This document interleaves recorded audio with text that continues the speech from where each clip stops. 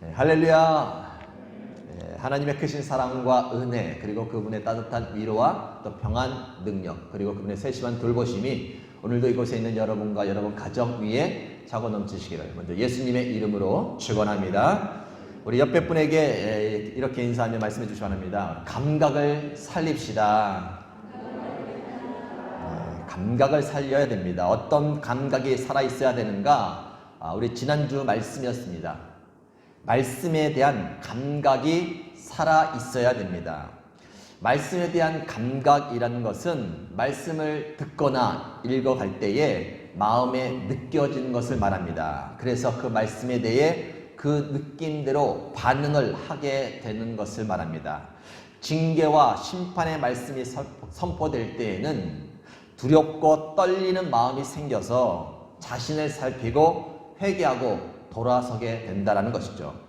회복과 축복의 말씀이 선포될 때에는 기쁨과 기대가 생겨서 그 말씀이 나에게 위로가 되고 힘이 되고 소망이 되어 절망 가운데 다시 일어서게 된다는 것입니다.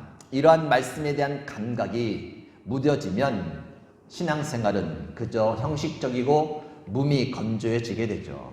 하나님께서 지금 나에게 애타게 전하시는 그 메시지를 듣지 못하게 됩니다. 그리고 하나님의 뜻과 동떨어진 나만의 신앙생활을 하게 된다는 것입니다. 말씀에 대한 감각이 살아있기를 바랍니다.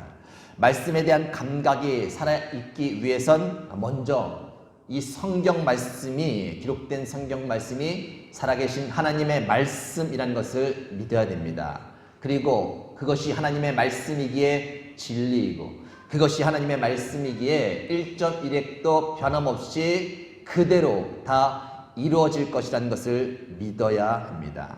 더 나아가서 말씀을 사랑해야 되고 그리고 항상 내 입에 가까이 해야 된다는 것이죠. 말씀에 대한 감각이 다시 살아나기를 간절히 삼하는 자들에게 하나님께서 새 영과 새 마음을 부어주실 것이라고 말씀하십니다. 그리고 굳은 마음을 제거하고 부드러운 마음을 주셔서 다시금 말씀에 대한 감각이 살아나도록 은혜를 베풀어 주실 것이다 라고 말씀하십니다. 아무쪼록 오늘 이 예배 또한 들려주는 말씀 가운데 우리 가운데 그 은혜가 부어져서 말씀에 대한 감각이 다시금 새롭게 살아나 그 말씀에 반응하며 하나님의 뜻 가운데 살아가는 우리 모두가 되기를 다시 한번 주님의 이름으로 축원합니다. 옆에 분에게 다시 한번 말씀해 주시기 바랍니다. 감각을 살립시다. 감각을 살립시다. 오늘의 말씀의 제목은 감각이 살아있나요? 두 번째 말씀입니다. 감각이 살아있나요? 우리가 신앙생활을 함에 있어서 말씀에 대한 감각은 매우 중요합니다. 그런데 그것 못지않게 또 하나의 감각, 중요한 감각이 있습니다. 무엇인가 하면 한번 따라해 주시기 바랍니다. 한 몸에 대한 감각. 한번 더 하겠습니다. 한 몸에 대한 감각. 한 몸에 대한 감각. 고린도전서 12장 12절 13절을 제가 읽어드립니다. 몸은 하나인데 많은 지체가 있고 몸의 지체가 많으나 한 몸인과 같이 그리스도도 그러하니라. 우리가 유대인이나 헬라인이나 종이나 자유인이나 다 한 성령으로 세례를 받아 한 몸이 되었고 또 다 한 성령을 마시게 하였느니라. 우리가 그리스도를 믿을 때에 한 성령으로 세례를 받아 한 몸이 되었다라고 성경은 말씀해주고 있습니다. 이것은 우리의 영적인 상태인 거예요. 우리의 눈으로 보이지는 않지만 그리스도 안에서 우리가 서로 어떤 상태로 연결되어 있는지를 설명해주고 있는 말씀이다라는 것입니다. 이어지는 말씀을 보면 더 쉽게 이해가 됩니다. 고린도전서 12장 14절에서 16절도 읽어드립니다.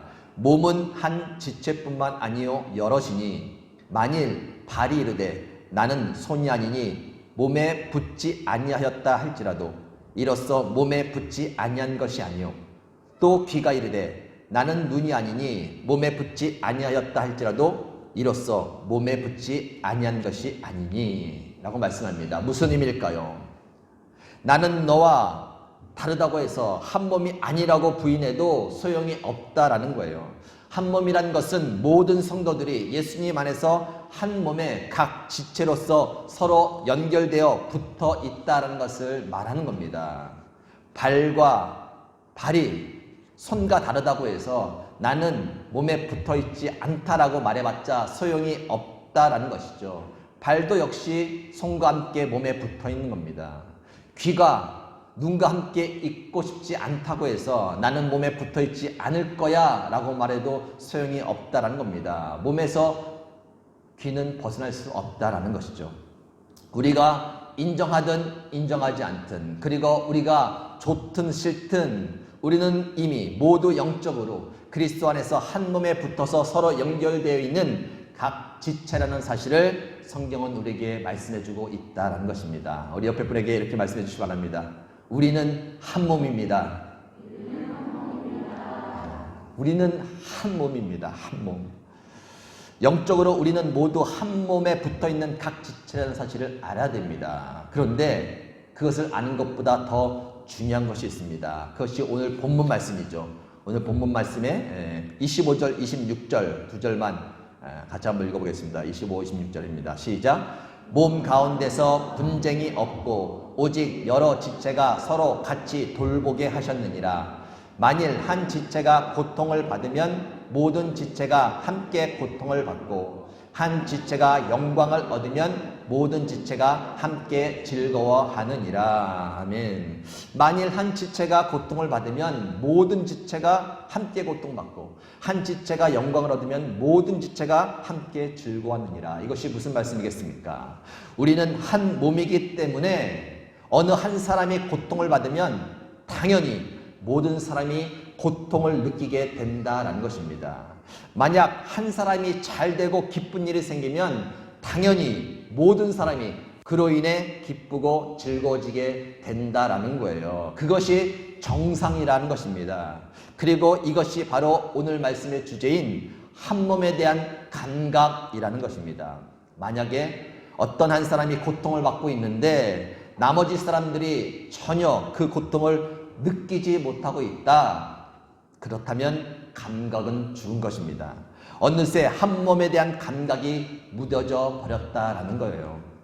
만약에 어떤 한 사람이 일이 잘 돼서 기뻐하고 있는데 나머지 사람들이 전혀 기뻐하지 않고 오히려 무관심하거나 시기하고 있다면 그것은 한 몸에 대한 감각이 완전히 사라진 상태다라는 것입니다. 탈무드에 보면 이런 이야기가 나와요. 어느 한 아기가 태어났습니다. 그런데 이 아기가 몸은 하나인데 머리가 두 개인 아기예요.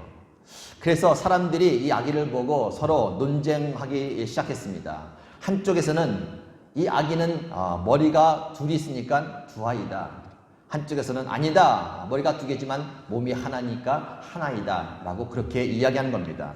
그러다가 그 아기를 데리고 랍비에게 찾아갔습니다. 그리고 물어보았습니다. 이 아기가 하나입니까? 둘입니까? 그랬더니 랍비가 이렇게 말하는 거예요.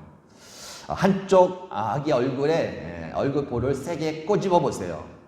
만약 꼬집힌 얼굴의 아기만 운다면 그 아기는 두 아기입니다. 그러나 동시에 같이 운다면 이 아기는 한 아이일 것입니다. 라고 말하는 거예요. 그래서 사람들은 랍비의 말대로 한쪽 아기의 얼굴의 볼에 세게 꼬집어 보았습니다. 어떻게 됐을까요? 혼자만 울었을까요? 둘이 같이 울었을까요? 두 얼굴의 아이가 같이 우는 거예요. 같이. 동시에 우는 겁니다. 왜 그럴까요? 고통을 같이 느끼고 있다는 것입니다. 그래서 그 아기는 두 아기가 아니라 머리가 둘 달린 한 아기라고 판명을 했다라는 거예요. 진짜 한 몸이라면 고통을 같이 느끼게 되어 있다라는 겁니다. 즐거움을 같이 느끼게 되어 있다라는 거예요. 그것이 느껴지지 않거나 오히려 다르게 느껴진다면 그것은 잘못된 것입니다. 영적으로 문제가 있다라는 것입니다. 한 몸에 대한 감각이 무뎌졌거나 사라져 버렸다는 것을 의미한다라는 것이죠. 여러분에게 지금 그 감각이 살아있나요? 옆 사람의 아픔이 나의 아픔으로 느껴지고 계시나요? 옆 사람의 즐거움이 나의 즐거움으로 느껴지고 계시나요? 집중해서 여러분의 그 감각을 살펴보실 수 있기를 바랍니다. 우리가 신앙생활을 함에 있어서 이 한 몸에 대한 감각을 유지하는 것은 매우 중요합니다. 아무리 개인 신앙이 좋고 아무리 은사가 뛰어나고 아무리 많은 성경 지식이 있어도 이 한 몸에 대한 감각을 잃어버리면 늘 문제가 생길 수밖에 없다라는 것이죠. 오늘 본문 말씀이 기록된 고린도 교회가 바로 그러했다라는 것입니다. 고린도 교회는 다양한 은사를 가지고 있던 교회였습니다. 잘 가르치는 사람도 많았고 구제를 잘 하는 사람도 많았습니다. 믿음이 좋은 사람도 많았고 병을 잘 고치는 사람도 있었습니다. 방언하는 사람들, 그리고 예언하는 사람들도 있었다라는 것이죠. 그리고 성경적인 지식도 그 어느 교회보다 뛰어난 교회였습니다. 개인적으로 보면 전혀 부족할 것이 없는 그런 사람들이 모인 것이 바로 고린도 교회였다는 것이죠. 그런데 참 이상했습니다. 개인적인 신앙이 뛰어난 사람들이 모여 있으면 날마다 교회가 화목하고 은혜가 넘치고 아름답게 성장해 나가야 되는데 전혀 그렇지를 않았다는 거예요. 오히려 날마다 다툼이 있고 시기가 있고 분열이 있었다라는 것입니다. 고린도전서 3장 3절입니다. 너희는 아직도 육신에 속한 자로다. 너희 가운데 시기와 분쟁이 있으니 어찌 육신에 속하여 사람을 따라 행함이 아니리요 라고 지적해 주죠. 그들은 스스로 생각하기에 우리는 신앙이 좋다, 나는 신앙이 좋다, 나는 영적인 사람이다 라고 생각을 했습니다. 그러나 실제 그들은 육신에 속한 어린아이 같은 신앙 수준에 머물러 있었다는 것입니다. 그 이유가 무엇이었겠습니까? 개인적으로는 능력도 있고 은사도 있고 뛰어난 신앙의 모습이 있었는데 왜 그들이 날마다 시기와 분열이 있는 그런 어린아이와 같은 수준의 신앙에 머물러 있었냐라는 것이죠. 한마디로 말하면 감각을 잃어버린 거예요. 감각. 한 몸에 대한 감각이 완전히 무뎌져 버렸다라는 겁니다. 너는 너고 나는 나인 것이죠. 옆 사람이 고통을 받으면 내가 그 고통을 받는 것처럼 괴로워야 되는데 그것이 느끼지 못하는 거예요. 옆 사람이 잘 되면 내가 잘 된 것처럼 기뻐해야 되는데 배가 아픈 거예요. 시기가 생기는 겁니다. 내가 저 사람보다 훨씬 더 열심히 봉사하고 신앙생활도 더 열심히 했는데 하면서 못마땅하게 여기는 거죠. 무엇이 남겠습니까? 상처만 남는 겁니다. 서로 상처를 주고 받는 것이죠. 그러니 교회에 와도 위로를 받지 못하고 교제가 끊기고 형식적이 되어버린다라는 것입니다. 능력이 있는 교회, 은사가 넘치는 교회, 가르치기를 잘하는 교회, 구제를 많이 하는 교회, 성경 지식이 풍부한 교회, 그런 교회도 좋지만 한 몸에 대한 감각이 살아있는 교회가 되어야 한다는 것입니다. 저희 미랄교회가 그러한 교회가 되기를 소망합니다. 제가 우리 미랄교회를 가끔 미랄가족이라는 표현을 자주 씁니다. 왜일까요? 한 몸에 대한 감각이 살아있는 교회가 되기를 원하는 마음이 있습니다. 여러분, 가족은 느끼지 말라고 해도 느껴지는 것이 가족입니다. 가족 중에 누가 고통을 당하면 괴로워하지 말라고 해도 괴로운 거예요. 가족 중에 누가 잘 되면 기뻐하지 말라고 해도 기쁜 겁니다. 그것이 가족입니다. 늘 감각이 살아있는 것이죠. 그렇지 않습니까? 예전에 저 딸 혜림이가 아주 아기 때 일입니다. 새벽에 아이가 막 열이 막 올라가는 거예요. 그리고 막 계속 구토를 하면서 토를 하는 겁니다. 그래서 놀란 마음에 아기를 데리고 병원에 갔습니다. 응급실로 갔어요. 그랬더니 간호사가 여러 가지 체크를 해보더니만 링겔을 좀 꽂아야겠다고 주사바늘로 아이 간판에 이제 넣는 거예요. 주사바늘로 아이 팔에 넣는데 아이가 막 아파서 막 자지러 우는 거예요. 우는 거. 근데 이 아이가 혈관이 잘 안 보여서 잘못 넣은 거예요. 그래서 또 뺐어요. 그러지만 또 한 번 또 넣는 거예요. 그랬더니 또 막 자지러지면서 몸을 흔들면서 막 울어요. 근데 또 잘못 넣은 거예요. 또 뺐어요. 또 세 번째 또 넣습니다. 아이가 또 소리를 지르면서 울면서 눈물을 흘리고 막 몸을 이리저리 흔드는 거예요. 근데 또 잘못 넣었어요. 빼고 나서 당황스러운가 봐요. 그랬더니 갑자기 이제 저쪽에 있던 경험이 많은 수간호사를 막 부르는 거예요. 그 간호사가 와서 이제 아이들 툭툭 치더니만 주사바늘 깊게 넣습니다. 또 아이가 자지러지면서 울면서 목을 막 부르고 떨는 거예요. 근데 이번에는 잘 들어갔어요. 그래서 링겔을 잘 연결했습니다. 자, 그러고 있는데 제가 옆에를 잠깐 봤더니 옆에서 한 사람이 서럽게 엉엉 울고 있는 거예요. 누굴까요? 의사 선생님일까요? 예, 혜림이 엄마겠죠. 저 집사람이 엉엉 울고 있는 거예요. 엉엉 울고. 뭐 저도 가슴이 찢어질 때 아팠지만 왜 엄마가 우는 걸까요? 악의 고통이 그대로 느껴지고 있는 거예요. 그대로 느껴지는 거. 이것이 가족입니다. 가족은 그냥 느끼는 겁니다. 뭐 계산해서 뭐 이렇게 따져서가 아니라 그냥 느끼는 것이 가족이에요. 말로 해서가 아니라 한 사람이 아프면 같이 아프고 한 사람이 즐거우면 같이 즐거워지는 것이 가족이라는 겁니다. 미랄교회가 미랄 가족이 되어서 함께 울어주고 함께 즐거워하며 한 몸으로 나아가는 그러한 교회가 되기를 간절히 소망합니다.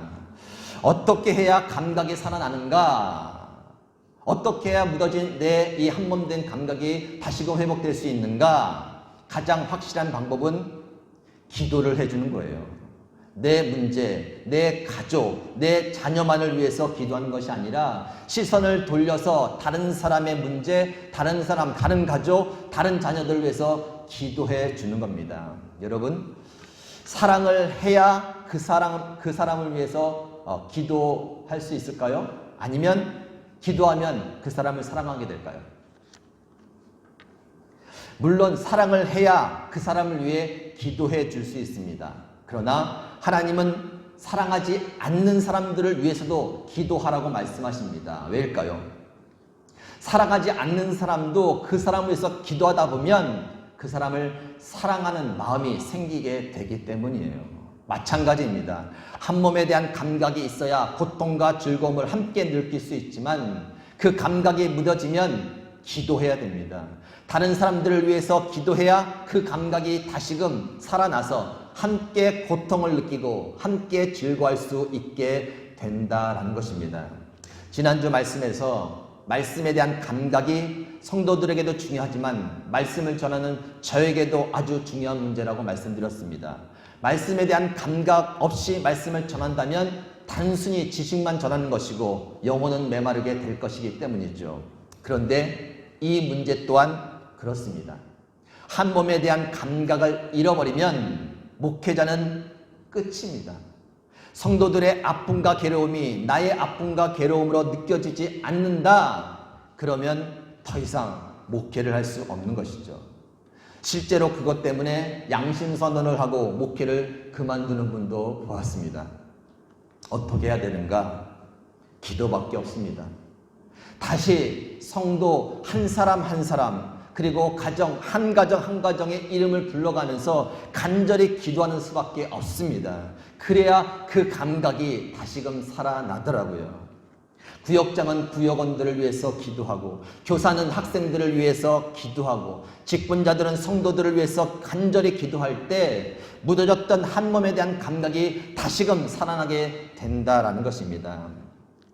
그렇게 기도하는 자들 가운데 하나님께서 성령으로 기름을 부어주실 것입니다. 그리고 그곳에 성령의 역사가 나타날 것입니다. 사도행전 성령행전이라고도 말하죠. 사도행전 2장과 4장에 나오는 역사가 바로 그런 역사 아니겠습니까? 사도행전 4장 32절에서 35절은 제가 읽어드립니다. 믿는 무리가 한 마음과 한 뜻이 되어 모든 물건을 서로 통용하고 자기 재물을 조금이라도 자기 것이라 하는 이가 하나도 없더라. 사도들이 큰 권능으로 주 예수의 부활을 증언하니 무리가 큰 은혜를 받아 그 중에 가난한 사람이 없으니 이는 밭과 집 있는 자는 팔아 그 판 것의 값을 가져다가 사도들의 발 앞에 두매 그들이 각 사람의 필요를 따라 나누어 줌이라. 지금 어떤 역사가 나타나고 있는 것입니까? 서로를 돌아보게 되는 거예요. 자기만 알고 자기 문제에만 갇혀있던 사람들이 성령의 역사로 말미암아 감각이 생긴 겁니다. 무슨 감각이요? 한 몸에 대한 감각이죠. 다른 사람의 고통이 나의 고통으로 느껴지는 거예요.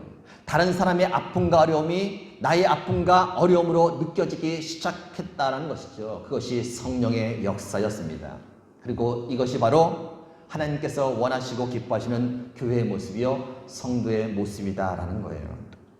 코로나 사태로 인해 누구나 다 힘든 시간을 보내고 있습니다. 자칫하면 내 문제와 내 가족, 내 자녀에게만 갇혀 한 몸에 대한 감각을 잃어버리기 쉬운 때입니다.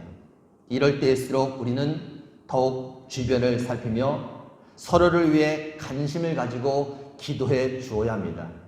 의지를 가지고 의도적으로라도 힘써 그 일을 해 나가야 합니다. 그래야 무뎌졌던 감각이 회복되고 유지될 수 있는 거예요. 그래야 성령의 역사가 멈추지 않고 계속해서 나타나게 된다라는 것입니다. 오늘의 말씀을 다시 한번 읽어드립니다. 몸 가운데서 분쟁이 없고 오직 여러 지체가 서로 같이 돌보게 하셨느니라. 만일 한 지체가 고통을 받으면 모든 지체가 함께 고통을 받고 한 지체가 영광을 얻으면 모든 지체가 함께 즐거워하느니라. 너희는 그리스도의 몸이요 지체의 각 부분이라. 미랄교회가 진짜 미랄 가족이 되어 함께 울어주고 함께 즐거워하며 이 코로나 사태를 함께 잘 이겨 나아갈 뿐만 아니라 더 나아가서 이 지역과 또 코로나 사태로 힘겨워하는 온 세상을 위해 기도하며 중보의 사명 또한 잘 감당해가는 귀한 모습이 될 수 있기를 예수님의 이름으로 축원합니다.